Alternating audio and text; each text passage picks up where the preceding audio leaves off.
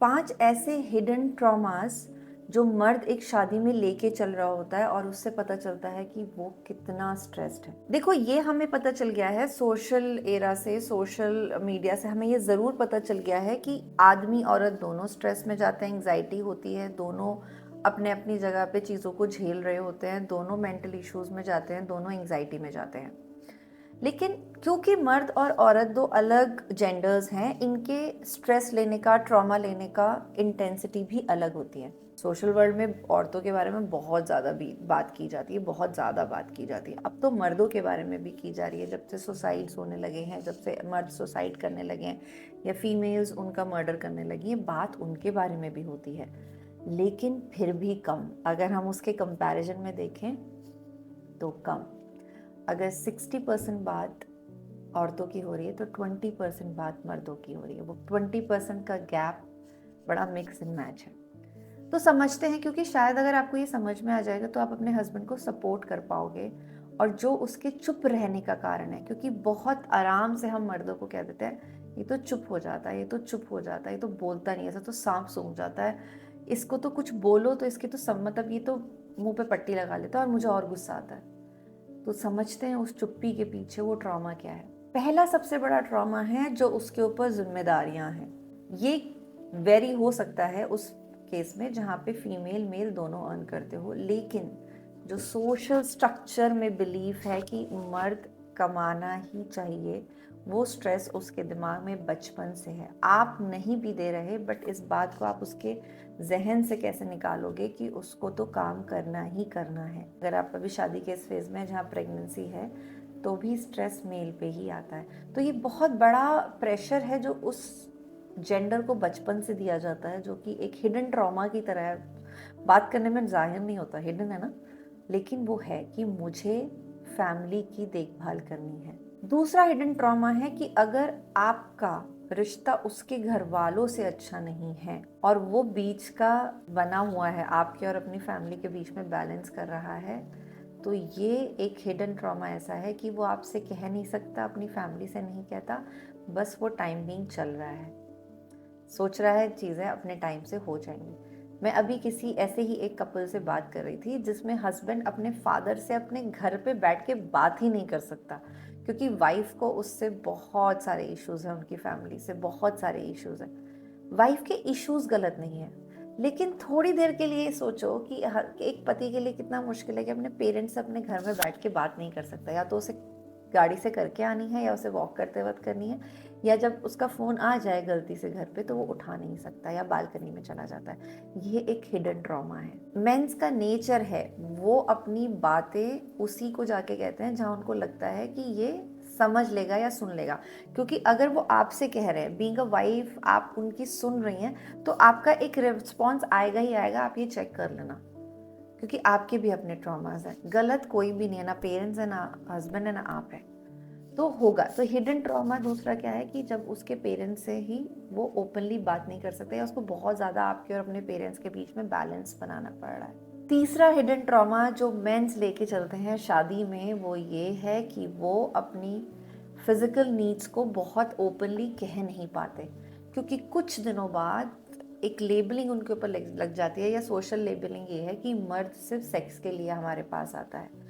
और ये बात हर मर्द पे अप्लाई नहीं होती है, किसी की जेन्युइन नीड्स हो सकती हैं। आप बायोलॉजी पढ़ेंगे तो मैन की नीड है, मे बी वो उसकी फर्स्ट लैंग्वेज है या सेकेंड लैंग्वेज है, बट है। बट ये बात अगर वो कहते हैं तो लगता है अरे यार, इसका एक ही काम है। ऐसा भी एक केस मेरे पास है जहाँ पे हस्बैंड की नीड है, फर्स्ट लैंग्वेज है, लव लैंग्वेज है, और जब भी वो अपनी वाइफ के पास जाते हैं, उनकी वाइफ उन्हें यही बोल देती है, आ जाओ कर लो वरना तुम मुझे बाद में सुनाओगे। अब वो आदमी ना अपनी नीड्स को इग्नोर कर सकता है, और उसकी बात, उसकी वाइफ की बात उसके दिमाग में बैठी हुई है, और ये बात उसे ट्रॉमा में लेके जाती है।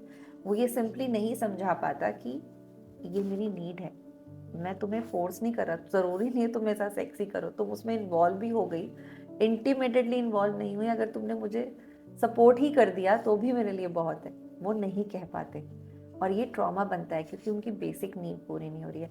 अगर आप देखेंगे तीनों, पहली, दूसरी, तीसरी, तीनों ही आपके बेसिक नीड से जुड़ी हुई है। इमोशंस आपके बेसिक नीड से जुड़े हुए हैं, लैंग्वेज आपके इमोशन नीड से जुड़ी हुई है, बातचीत आपके प्रेशर, फाइनेंशियल प्रेशर आपकी नीड से जुड़ा हुआ है। ऐसे ही फोर्थ ट्रॉमा है कि वो लोग जब पेरेंट बन जाते हैं और वो अपनी फीलिंग अच्छे से एक्सप्रेस नहीं कर पाते, तो उनको बताया जाता है कि ये तो एक्सप्रेस करते ही नहीं हैं, और उनकी फीलिंग्स को मोस्टली एक्नॉलेज किया नहीं जाता, उनको मोस्टली एक्नॉलेज नहीं किया जाता।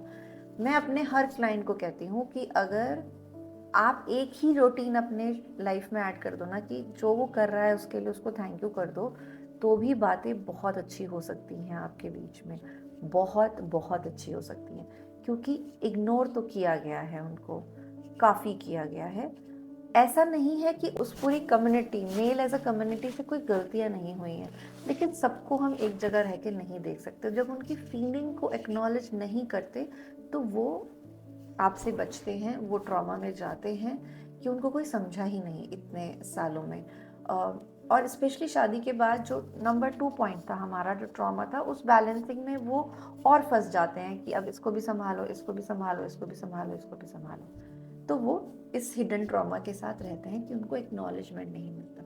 लास्ट जो पॉइंट है वो बहुत ज़्यादा ट्रॉमा में होते हैं, क्योंकि सारे लॉ, जितनी रूल्स एंड रेगुलेशंस हैं, वो उनके फेवर में नहीं बनी है, बनते बनते भी बहुत टाइम लग जाएगा।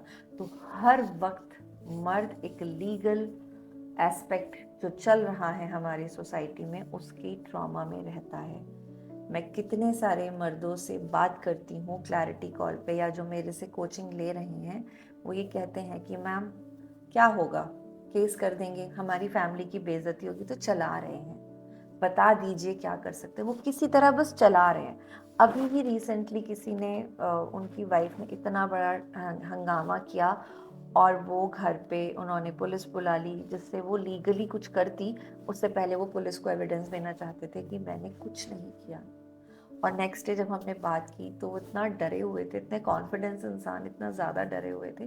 तो एक बहुत बड़ा हिडन ट्रॉमा जो वो लेके चलते हैं, वो है कि वो आप लीगल चीज़ों से डरते हैं, और डर असली है, ये डर असली है, क्योंकि फीमेल्स के पास ये एक प्रिविलेज है जो लॉ उनको देता है, इसके लिए देता है कि उनके साथ बहुत बुरा हुआ है, बट मर्दों के साथ बुरा नहीं हुआ है।